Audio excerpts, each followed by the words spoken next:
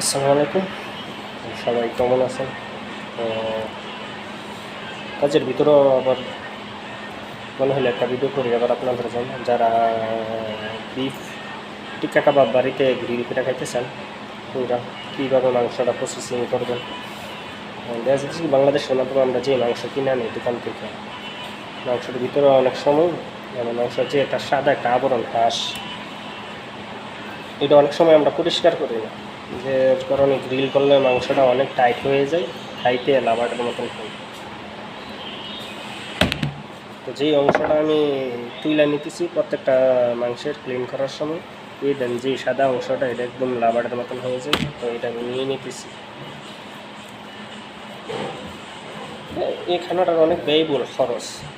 একজন customer 100 Real দিয়ে সেটা একটা অর্ডার দিবে। যদি এরকম প্লাস্টিকের মতন হয়ে যায়, যে অংশটা আউট করে দিতেছি, ফেলিয়ে দিতেছি যে অংশটা, এটার কারণে তলবটা ক্যান্সেল হয়ে যেতে পারে।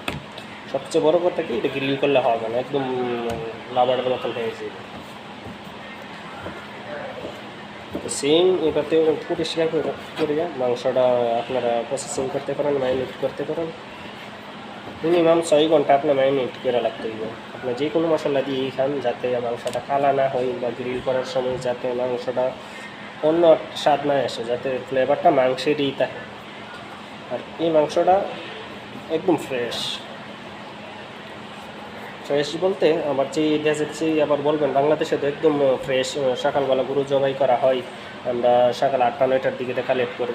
তো আসলে ওই রকম না, বাংলাদেশে যেই আমরা গরুটা হয় মাংসটা কিনে থাকি, গরুর বয়স 4 থেকে 5 বছর মিনিমাম। আর এই মাংসটার যে এটা বাইরে থেকে ইম্পোর্ট হয়ে অনেক সময় আর্জেন্টিনা থেকে আসে, আবার পাকিস্তান থেকেও আসে, ইন্ডিয়া থেকেও আসে। তো যেটা আর্জেন্টিনা থেকে যে মাংসটা আসে একদম পিওর ব্রাজিল, যে একদম অল্প বয়সের মাংস, যেটার কারণে এই মাংসটা যেই আমি গ্রিল করবো আঙড়ার মাধ্যমে, একদম সফট হয়ে যাবে, একদম সিদ্ধ হয়ে যাবে। আমরা বুঝতেই পারবে না 5 থেকে 10 মিনিটের ভিতরে কীভাবে একটা কাবাব গ্রিল হইলে একদম সিদ্ধ হয়ে যায়, একদম সফট হয়ে যায়। তো আশা করি ভিডিওটা সবার কাছে ভালো লাগবে। যারা বাড়িতে করতে চান, রেস্টুরেন্টে করতে চান, ট্রাই করে দেখবেন। আশা করি সবার কাছে ভিডিওটা ভালো লাগবে। আল্লাহ হাফেজ।